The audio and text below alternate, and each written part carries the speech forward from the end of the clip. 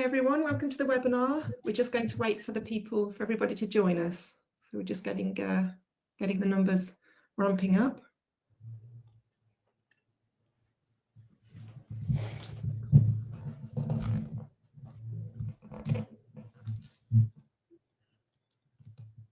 Hope you're all having a nice day. Hope it's sunnier where you are than where it is here. Okay, so I can see that the numbers have stabilized a little bit. So welcome everyone. I hope you can all hear me. So I'm Nadine and I'm from Treeconomics, and I would like to welcome everyone wherever you're tuning in from. So I'm going to hand over to our speakers in a minute, but just to let you know, this will be, as you know, an interview between Kenton Rogers from Treeconomics and Martin Kelly, who is the founder of TDAG. And Kenton will be throwing some questions to Martin, and we'll be looking at his life in urban forestry, as well as the foundation of TDAG, and talking a little bit about what's in the future for TDAG. And our lovely Q&A host, Dana, who is coming to us from North Colorado, is that right?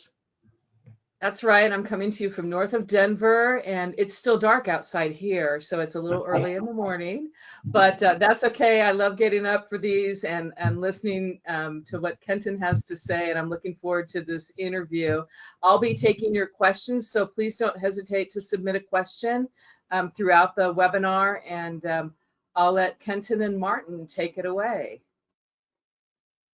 Thank you very much, Dana. Oh, sorry, Nadine. Thank you, Dana. I just forgot to say, if people would like to put their questions into the chat, into the little chat box, not bot, you should be able to see one there. And then Dana will pick them up from there. So anytime you think of any question, pop it in there and we'll get to it as soon as we can. Thanks, guys. Thank you very much. And thanks for the introductions as well. So without further ado, Martin, I know we wanted to talk about your life and work and how that's wrapped up with the co-founding of the Trees Design Action Group, looking at the past, the present, and the future. Yeah. But to kick off, I just wanted to ask, why trees? Why trees? Very good question.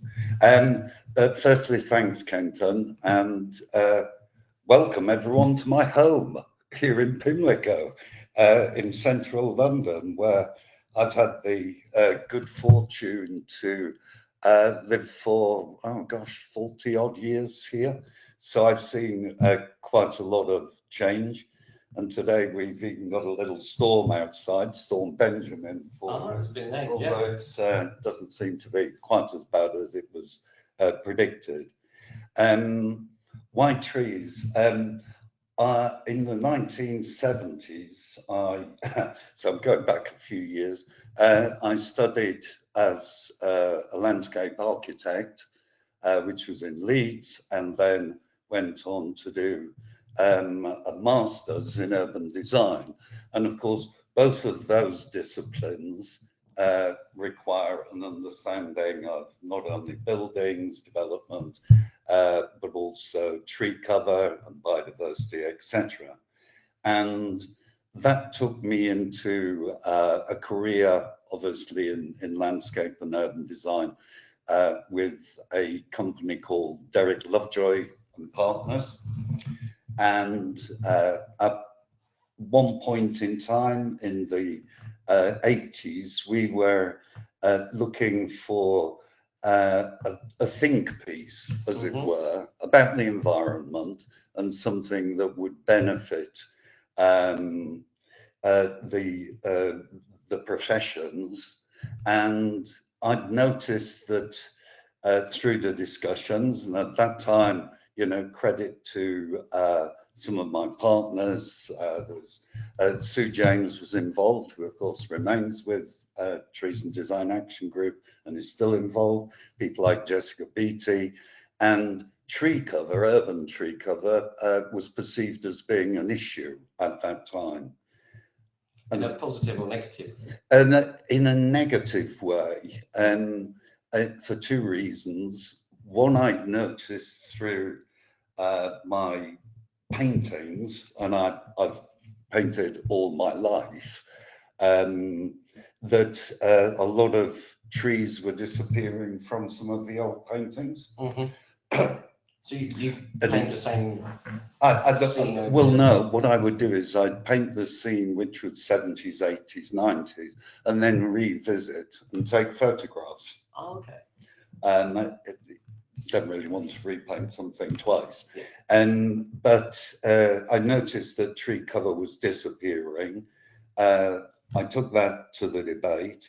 We decided within Lovejoy that we would call a meeting, basically to join together the arboricultural and the tree community, tree officers, and the development community, architects, planners, promoters, etc.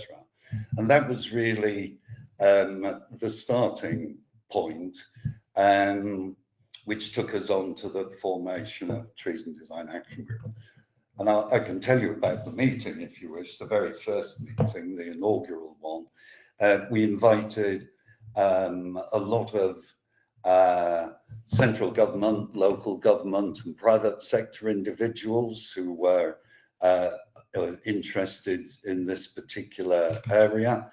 And to our surprise, I can't remember the exact number, but I do remember the meetings room. We had quite a big meetings room, being full. It was standing room only. Okay.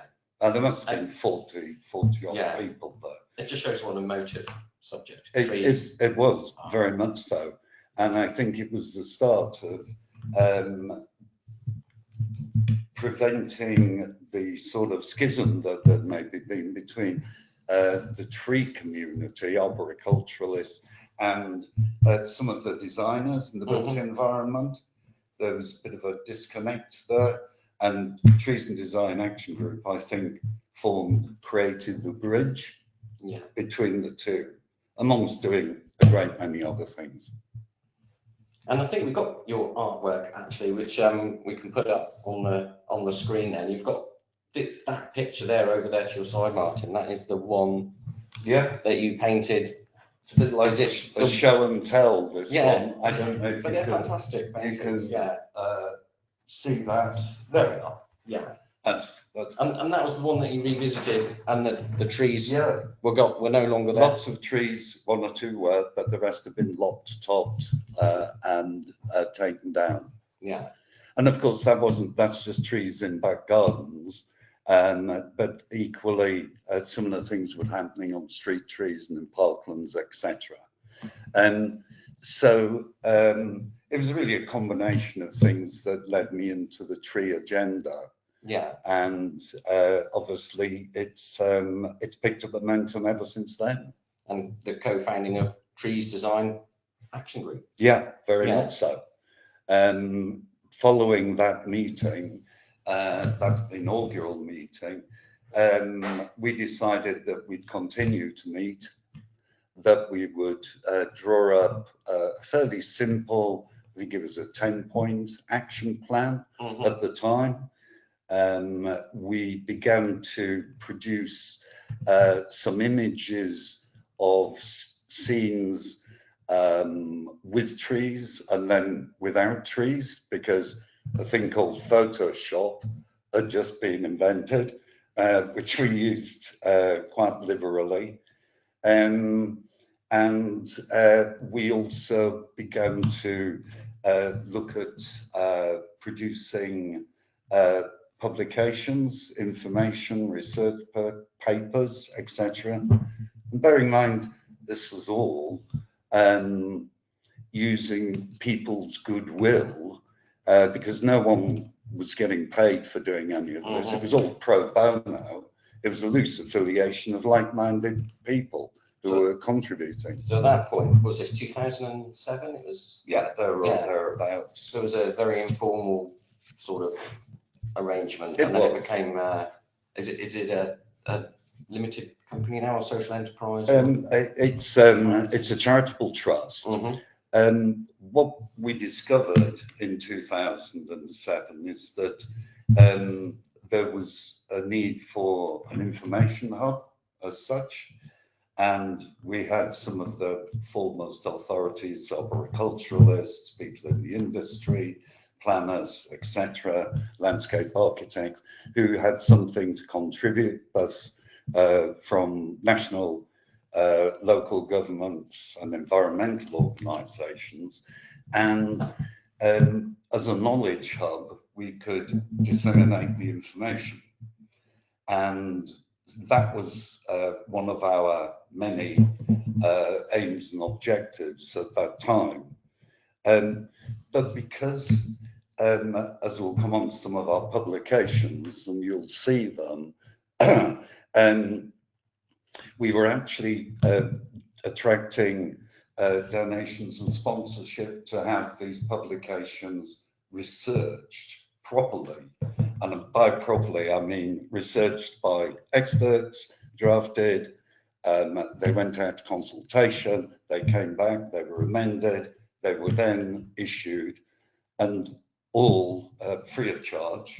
All of the information is freely available on our website, and you can get hard copies, which I still keep to this day, because I'm a bit old school and very analog based, so I like my books, but they're all available on the website. And it was because we were attracting funding through sponsorship and donations for some of these publications. We obviously needed transparency, and we needed a vehicle. Yes, you can see them all on the screen now, I think. It's about 12 or 13. And we needed an accountability for the finances. Yeah. And so fast forward 2013, we created a charitable trust, with fully constituted, with articles, etc., so that we could accept, as a not-for-profit organisation, donations for projects such as publications. We've got a very robust seminar program, etc., etc.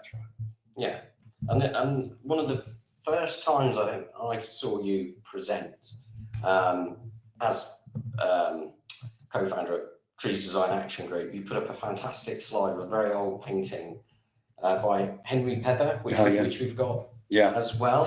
And I wondered if you'd, because I've used it a lot in presentations and things, and I wondered if you want to say a few words about why this picture is so important, really. Yeah, well, I'm pleased you plagiarised that one, Kenton. I did, yes. No, that's no problem. That's the whole, sharing images now is absolutely at the heart of what Trees and Design Action Group is all about.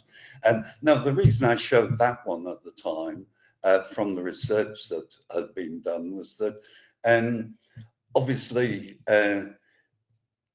if you step back from deforestation, because the whole of London would have been covered with trees at one point, and you get to an image like that, and there's one lonely tree sitting there, within the shadow of St. Paul's. I don't know whether it's anecdotal or not, but I understand one of the few reasons that tree was kept was because it was used as a hanging tree. Whether that's true or not, I really don't know. But the point is that trees weren't really playing a major part in the urban fabric then. And it was during subsequent periods, the Edwardian and Victorian times, when a lot of the mature trees that we see in our towns and cities now were planted way back 150, 200 years ago. And I should say TDAG was kind of London-centric at first, but of course the principles are exactly the same in towns and cities throughout the country and indeed Europe. And that's why Trees and Design Action Group has spread from being that London-centric thing. That was just where it happened to start off. It could have been anywhere. Yeah, I like the fact that painting shows a period of time in London where there were hardly any trees, really low tree cover, Yeah. and things have improved a Very lot much so. since then. Yeah, And the smog as well. Yeah. In that picture. And you it's thanks, you know, to the Edwardians and the Victorians, you know, who had very robust tree strategies and planting regimes. Yeah. Mostly on a grand scale, but you know, the parks in towns and cities, as well as all the street trees, were all part and parcel of it. I don't think they realised at the time all the environmental benefits that there are that come with trees, to be quite honest. Yeah. That sort of developed a little bit later on. Yeah, as I understood it, they understood the filtering of the air. Yeah. And that was about as far as it went. Yeah. And it was to prolong working lives, so people could be more industrious. Yes, I think that's right. Yeah. But issues of carbon sequestration, climate change, urban heat island effect, amelioration, you know, biodiversity, weren't necessarily, health and well-being, weren't necessarily benefits that people fully appreciated. And now, fortunately, we have a lot more hard, tangible facts and empirical evidence that demonstrates the benefit of urban trees. Yeah. And that's throughout the world. Yeah, it's really overwhelming, the new data that's coming out. And actually, you've mentioned it already, the materials that Trees Design Action Group produces. I mean, they really are fantastic. One of my favourites is which we've got a quick slide of, is the trees in the townscape. Yes, one of the first ones. One of the early ones. With the 12 principles in it. That's right. I think what was innovative at the time was that you could endorse this document. Yes. The 12 principles in themselves really do stand, and they've been copied since in other urban forest toolkits and toolboxes and blueprints and step-by-step approaches. But time and time again, I go back to this. I mean, there is really a wealth of research and knowledge and information from you know, academics through to practitioners. It really is a multidisciplinary group, and the unique selling point about Trees and Design Action Group is that all of the information we provide is gratis. It's free of charge. It's accessible on the website, and you don't have to pay for it. You do have to pay for you know, things like the real hard copy books. I can't remember how much they cost now, but they're an absolute snip. But the information is freely available, and I think that's one of the things that Trees and Design Action Group has really, the model has moved it forwards, and it's become incredibly sustainable now and important within the urban tree agenda. I mean, I would say that, but I'm very proud of it. Yeah. Well, I used to come to some of the meetings over at the Royal Horticultural Society in Vincent Square. And it was really a good mix of practitioners and people involved in the urban areas. All you know, insurers, developers, promoters, architects, landscape, tree officers, some local government and national government attendees. Yeah, it was a very broad church, and it used to change with each meeting. And of course, these were pre-COVID days. And it obviously became impossible for various reasons, travel and proximity, for us to meet in the way we used to then. That's been supplanted now by MS Teams, Zoom, FaceTime, whatever, all the various platforms that we all now know and love. And with that, you can reach a much wider audience, because it's not just the reports, there's the webinar series as well. Very much so. I mean, we've got a very robust seminar program, which is through the link with Birmingham University, Emma Ferranti and Deanne Brettel just do a fantastic job in pulling together those seminars and newsletters. So, you know, it's many hands make light work. The thing grows. We do have challenges for the future, but we'll touch on that in a second. Sure. And those webinars are free to join as well, and recorded and available on the website. Fabulous. And so I was just going to ask Dana, actually, were there any questions come through from everyone out there? Well, I have a question. I have a question for you guys. So, Martin, you said that you're old school, which I can totally relate to, actually. But you know, there's TDAG was started, and what changes have you seen in the industry, and how has TDAG adapted to those changes in the industry? Yeah, that's a big question. That's a big question. It is. And I think I would say that TDAG's adapted to the demands of industry and the demands of development, because over the years, and it's one of the few advantages, pardon me, of getting old, is that you do see change and you can compare the past with the present. And there have been changes and emphasis on things like diversity of species, for example, for how to go about planting on podium decks, for example, which was something that wouldn't have necessarily happened back in the 70s.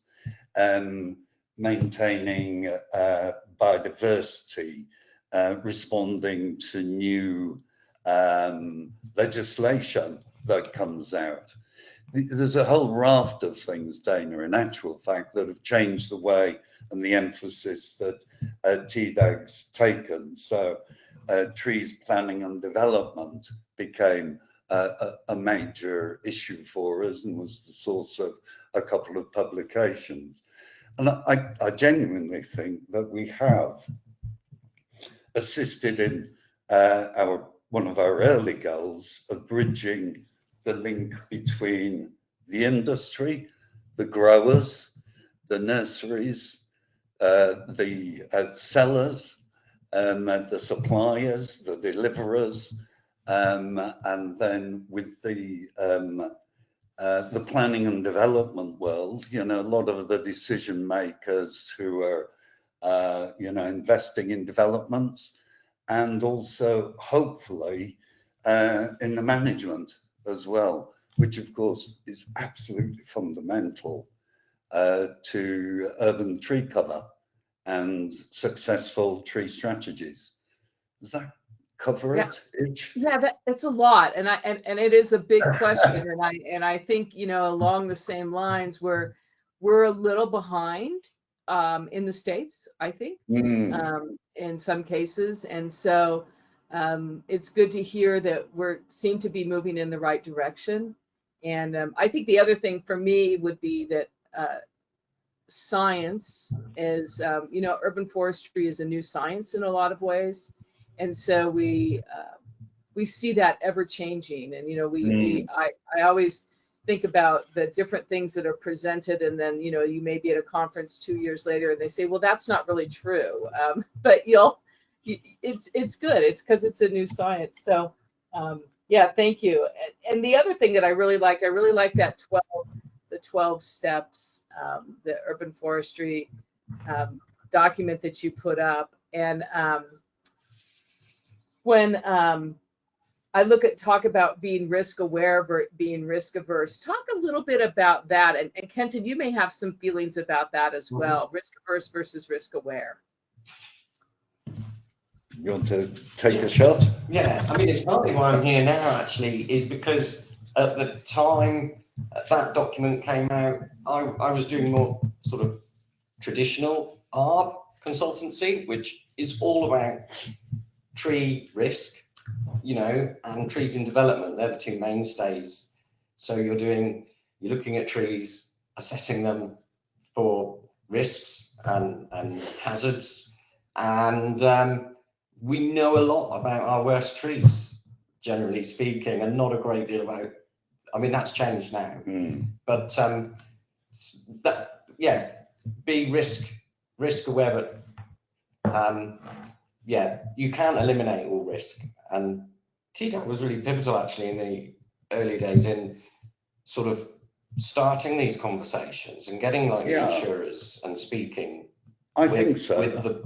Because we, as an industry, I think we're quite guilty of we talk a lot to ourselves. Yeah. But TDAG certainly broke boundaries. Yeah. I think there we were successful on the risk issue, and it's multifaceted because developers don't want to be planting, you know, advanced old mature trees, etc., at great cost and losing them, for example, because they're either poorly maintained or managed, or there's no management aftercare program put in place. So there's a risk element there.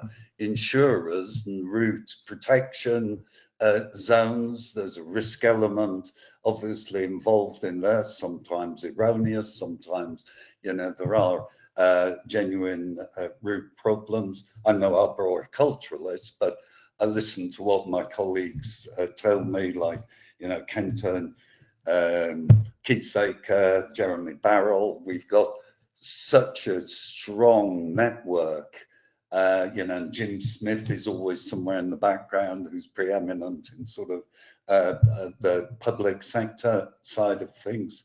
So there's lots of risks out there, but I believe that the vast majority of them can be managed out with good design and the correct choice of species and the right tree in the right place. You know, it's all the old adages. The old but very important adages, I think. Yeah, very much so. Absolutely. I mean, we still talk right tree, right place. We've thrown in right time. Yeah. You know, there's lots of things around that. And now, Dana, it's right species, because we're exhibiting climate change now. You know, 2 trees in my terraces, you know, they're olives, and they're absolutely thriving. And you know, and we're seeing now a shift in plant species, tree species, and for future generations to appreciate, because whether we like it or not, climate change is upon us, and it is going to get, certainly in terms of the UK, it's going to get warmer. And we need to be thinking about the species selection, and then we need to think about the you know, potential dangers from things being imported into the country. I can't remember what that's called. Processionary. Oh, well, biosecurity. Yes, thank you. Biosecurity, yeah. Biosecurity. Sure. I think you're right, and I every morning when I walk out to get my newspaper, which I still take a newspaper. Talk about old school. I'm looking at 2 trees that were a gift to me from a researcher, a young man who's doing his research at Colorado State University. Both of those are species that come from further south that he grew from seed. And you know, my job is to watch those and keep them alive, which always scares me. But even as an arborist, but also to see how they do in you know, they come from further south. They come from the mountains of New Mexico. So yeah, for sure. There's a couple of other questions in here. So one of the other ones was, and I love this question, what inspired you, because your artwork is beautiful, the examples that we've seen, what inspired you to start painting natural landscapes? I actually don't. I do all sorts of paintings, but it's just one of those things as a child. I remember I'm a country from the countryside, farming background, so I suppose I was surrounded by some fabulous scenery, etc. And my professions really led me into painting landscapes and townscapes, to be quite frank with you. But I was joking with Kenton earlier. I do still lives. I had a period when I painted cats and dogs, and I've painted and travelled wherever I've been around the world.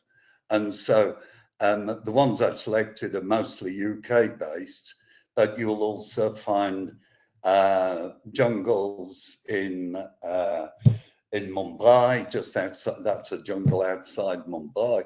I'm a bit like, pardon me, the Victorians. I've painted around the world as I've gone. So I don't think that answers your question, Dana, but it's just innate. I just, if I see something that catches my eye, particularly landscapes and townscapes, then I'll paint it. It's beautiful, beautiful. And I shared with you when we were starting that my daughter is an art historian, and I can hardly wait to show her some of these new discoveries. This particular painting that's up right now, or the one that we just switched from, reminds me of California, which is where I grew up, with all those palms there. It's nice. Yeah. So yeah. I think it's beautiful. Yeah, and that's a jungle just outside Mumbai. Crazy.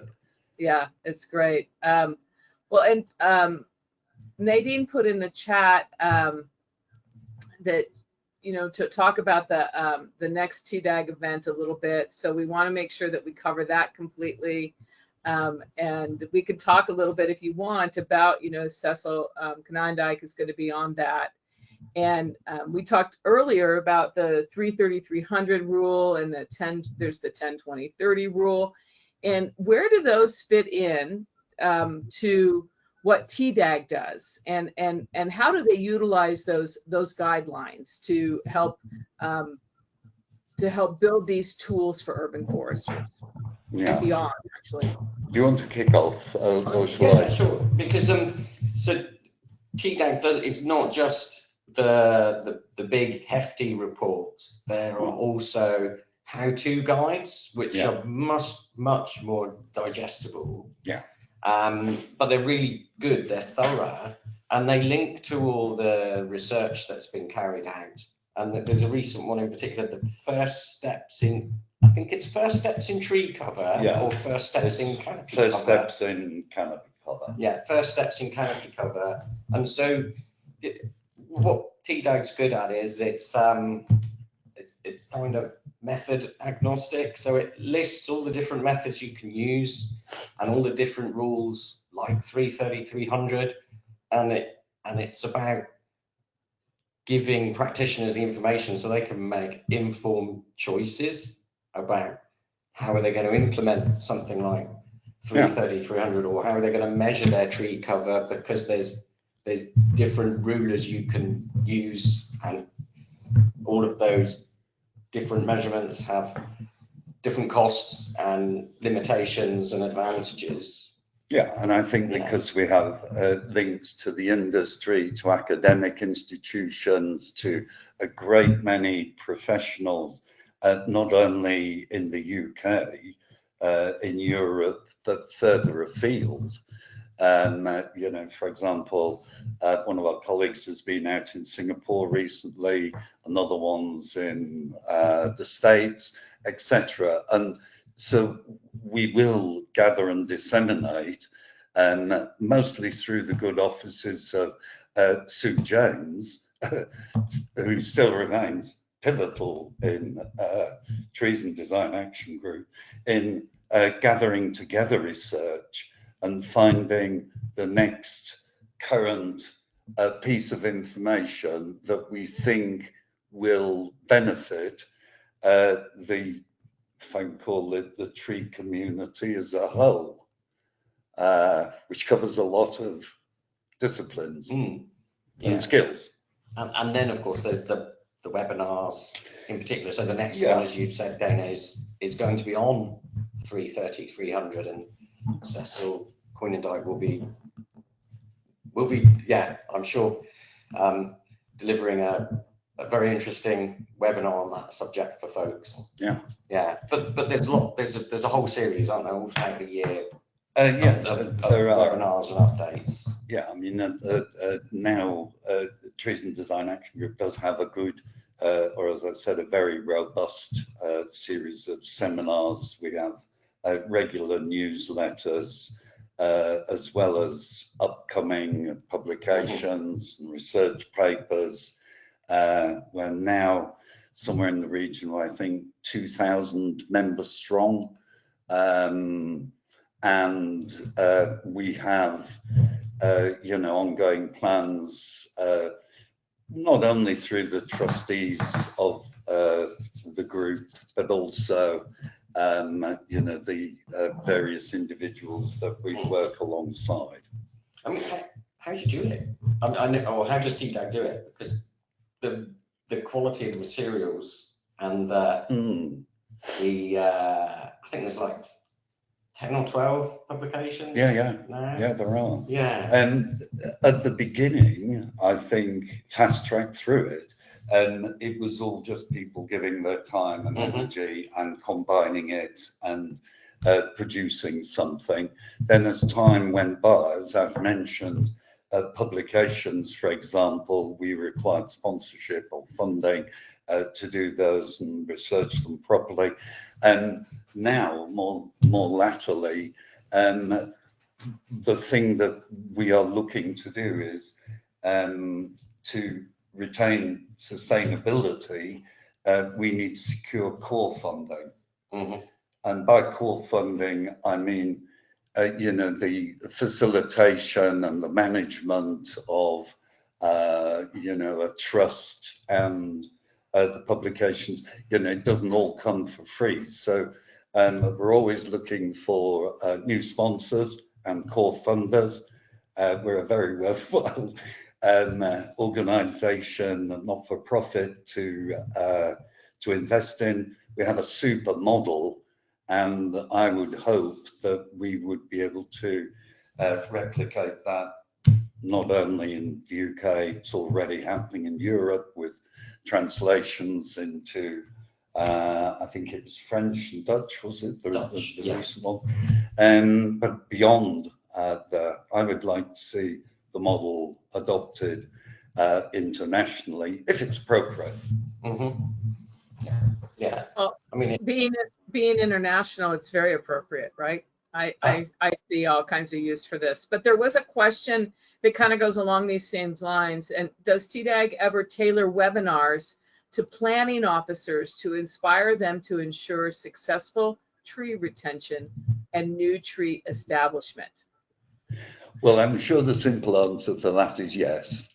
I'm sure that we would have done. I haven't attended all of the seminars, but obviously that would be something that I would have thought would be a very appropriate topic to deal with and resolve, because it has been an issue in the past. Great.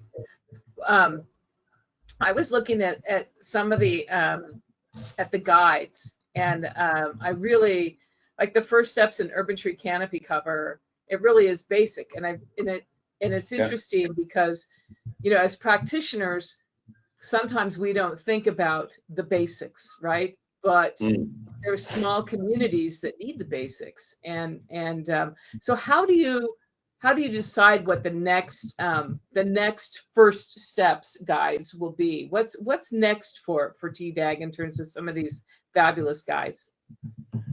Well, I don't know is probably the honest answer, because we do respond to emerging, as I said, policy, microclimate, issues that may arise. And so it's difficult to say what's going to be the next issue that will challenge us. But things like, you know, invasive species potentially coming into the country and other countries where there are, you know, similar problems, is obviously something that could well happen. Climate change is inevitably, I think, going to generate further work for the group as it comes along. But you'll see from our latest First Steps collection, there's one relating to noise attenuation, for example. I can't remember what the other ones are, but they're, you know, so we respond, I guess, a bit reactively, unless we've got wind of something coming, in which case, you know, we might have a preemptive strike, as it were. We have such a strong network that people will raise issues, I think, with the group one way or another, if it's appropriate. You know, as members, it's always an open and free forum for that. Disagreement's okay. Of course. Okay. In fact, it's often healthy.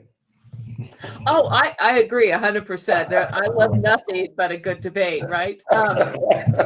Yeah, it's part of who I am. So well, it just pushes the boundaries sometimes, doesn't it? Yeah. Well, it allows us to think differently. We're not always right, and you know, I think about my long career, and you know, I don't have a degree in forestry, and I learned a lot from a lot of different people, and people have a lot of opinions. But talk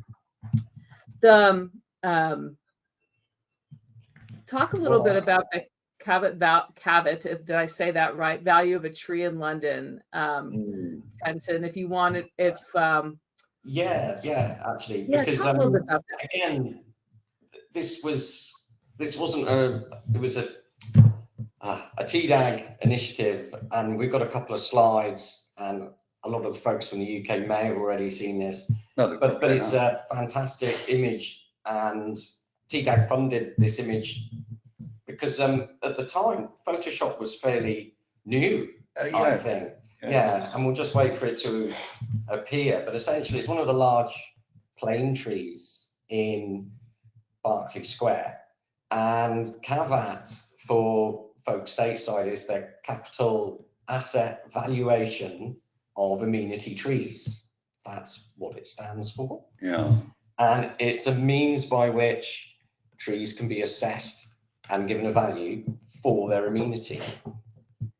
Yeah, and essentially what Trees and Design Action Group did, or it was actually my company, in fact, former company, that did the vast majority of, we selected a number of locations, and again, this was a London-centric thing at that time, and along, you know, the street trees in the embankments, this tree in Berkeley Square, and it was at a time when there was a debate about how to actually put a monetary value to urban tree cover and individual trees, and there are a number of different mechanisms to do it, and caveat was one of them. And this particular tree in Berkeley Square, I think at the time, and I'm going back a few years, was valued at around about £750,000, and we, with Lovejoy's, we then took these images and others We actually did Buckingham Palace too, which was an interesting one. And then we photoshopped out the trees because this was, so we can probably see that in a second, and you get the impact of the loss of a mature tree in a single one single tree in a location. I don't know what the current value of that tree would be. I think it's at least doubled. It was. Yeah. I think it's been valued 3 times now, and the next time it was valued, it was 1.25 million, and I think there's been a more recent valuation. Yeah. Of it. And this was just a working tool, though, to demonstrate, as it were. Actually, going back to your previous question, how do you predict things? You know, we have been thinking about predicting the future and what happens, for example, if we get a major invasion of a London plane disease. I mean, there has been Nasaria, but I don't think that was quite as critical as, you know, the Dutch elm disease or the ash dieback or whatever. But if we got a major one in our towns and cities, you know, or different species in other towns perhaps, but we could see the London plains not disappear. Well, yeah, disappear overnight, actually, if it was significant.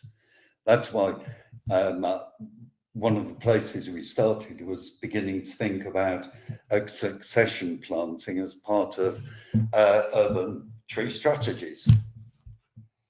It's a really. Oh. I was going to say we still fight that in the States quite a bit, and you know, emerald ash borer, of course, is the you know, the big challenge here, and of course there's other things coming as well, and but I'm always amazed that when a city is planned or when a street is planned, that no one really thinks twice about just putting in the same tree up and down. But yeah, the boulevard. But you know, we did a very similar thing. Yeah, I don't know who did it, but in the States, there's a city, Oakland, which is across the bay from San Francisco. You know, a major city in California, and there's a street called Telegraph Avenue, and somebody removed with Photoshop all the trees because there were people who wanted to have all those trees removed, and you know, then they put them back in and said, this is what it would look like, and it would be hot, it would be miserable. So that was striking to me. That those pictures were absolutely striking to me. Yeah, it is a striking image. I remember the first time I saw it. Actually, I think it was you presenting again, actually, on that tree. And I like trees, right? And it was given a value of 750,000, and I was a bit like, yeah, really. You know, and then the next slide is gone, and I think you went on to explain that, you know, the view down the street is changed so dramatically. Just one of those flats in that square would be what, 3 million? Yeah, value of property increases with you know, tree cover, and it's proven now. You know, it's some of the more denuded locations without tree cover don't command the same prices, you know, house prices, for example, or office accommodation. It crosses the board. Trees have values, and it's proven now. It's not just monetary, you know, it's, I don't understand the equation, but it's, you know, there's biodiversity, there's carbon sequestration. I'm sure there's, you know, the ability of leaves to absorb dust, etc. But, you know, the amenity value and townscape value and human value is, you know, it's significant. Some of them we can't put a value on. Yeah. And yeah, sometimes I feel like we don't talk enough about the human value, right? Yeah. We talk a lot about, you know, I live on a street that before I bought this house, they had taken out all of the trees because they were redoing the sewer pipelines. And people, it's been 3 years since they finished that project, and people still cannot stop talking about it. And Yeah, I think the town made an error, and nobody from my town is listening to this right now because they're not awake yet. But I can say that out loud, that, you know, really, there was. I fully understand that. I mean, just recently, they've locally they've been pollarding trees, which I always upsets me. But they've also taken quite a few trees down around here, and it's difficult to describe the emotions when you see semi-mature or mature trees being felled. I mean, it's quite emotional, and it must be somehow innate or primitive. There's got to be something there somewhere, but it's quite shocking, actually, and people do respond very.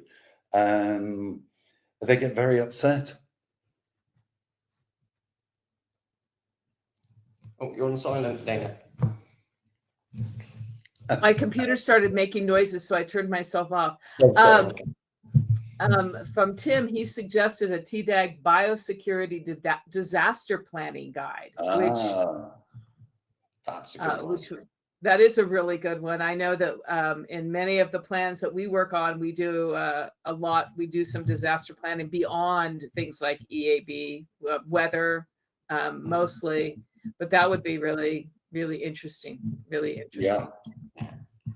I think it's worth mentioning as well, Martin, that as well as all the guides, TDAG are also, I don't know if lobbying is the right word, but TDAG is able to get right in at the top and have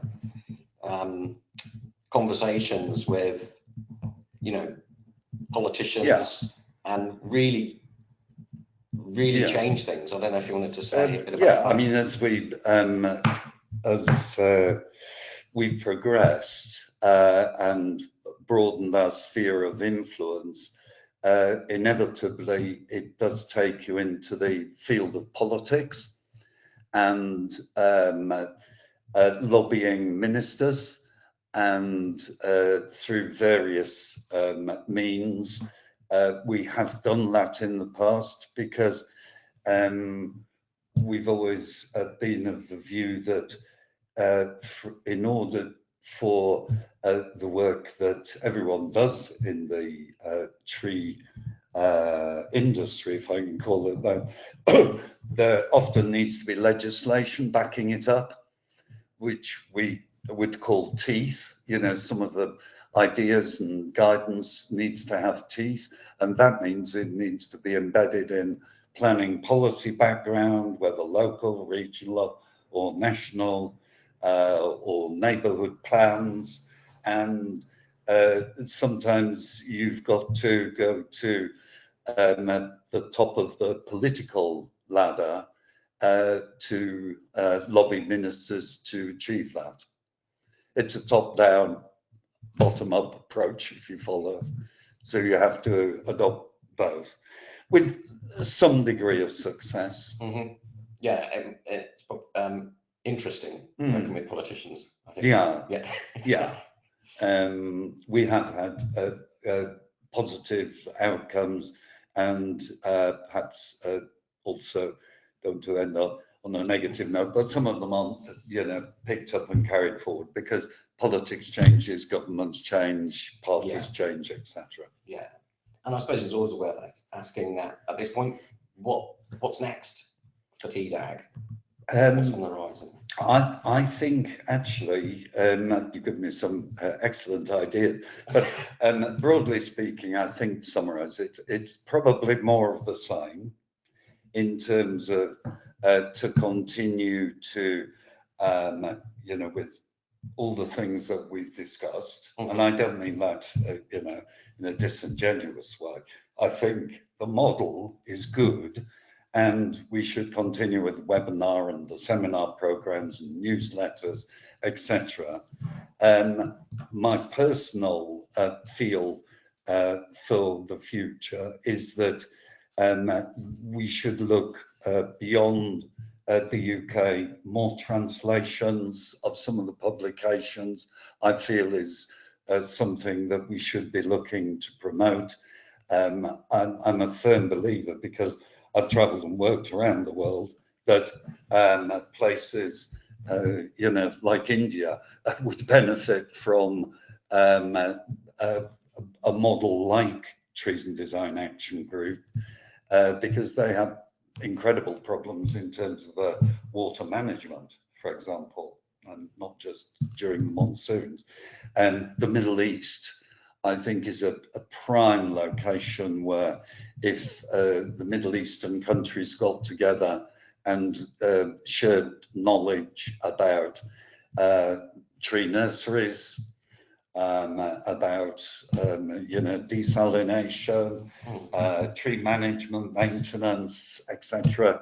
I feel that there's a lot to be learned from, even in principle, a lot of the information that Trees and Design Action Group has provided, because yes, the climate might be different, yes, the soils and geology and the species might be different, but there's a lot of similarities there, like, you know, not planting trees on top of services, for example. You know, there's lots of guidance, I think, that would benefit from expanding the group, or the use of the model for those who wish to, using it internationally. Yeah, a lot of the challenges are the same wherever you go. Very much so. And Yeah, the difference is that what Yeah. you do about it. Yeah. But a lot of the challenges are broadly similar. Yeah, principles. I think the model is really amazing, and you know, in the States we have lots of different groups that do different things, and sometimes we don't always sit at the same table. Yeah. And this feels very much like people are sitting more at the same table, and I do really appreciate the politics part as well. We have a little bit of that. That's how we got our large government funding, and it's also how we got our large government funding taken away. You know, so but we're always trying to advocate for the urban forest, for the trees, and for the programs. And I really, you know, reading what you've done is really amazing. And yeah, so there are no more questions in the chat, but any final closing words for one another? I'd like to thank everyone who's contributed to Trees and Design Action Group, you know, from whatever background, because it is a truly multidisciplinary, and you know, all those involved in the tree agenda, past, present, and future. Really, stick with it. Right. They're good closing remarks, Martin. Yeah, I'm just really appreciative of the time we've been able to share, and also with technology being able to cast it out. And the Wi-Fi holding up, which is good. We're getting thumbs up here from lots of people. So oh, that's nice. Thank you everybody who attended, and Nadine got kicked out and she's not been able to come back in. So yeah, so anyway, I really enjoyed this, and there is a lot of really good things on the website, which is tdag.org.uk, and I've already shared that with a couple of my colleagues over here in the States so that they can look at that. But anyway, anything else for the good of the order? Kenton or Martin? Anything Thanks else? to everyone who attended. Yeah. And thank you, Dana, for thanks, hosting Dana. the chat. Nice, Really nice good. to be here. Thanks for having me. There's a there was a raised hand. Now the raised hand is gone. So I'm going to end the webinar now, and look on the TDAG website to register for their next webinar, which I think will be great with Cecil. It'll be really fun. Super. Nice to meet you, Dana. Thanks, Bye-bye. everyone. Bye. Take care.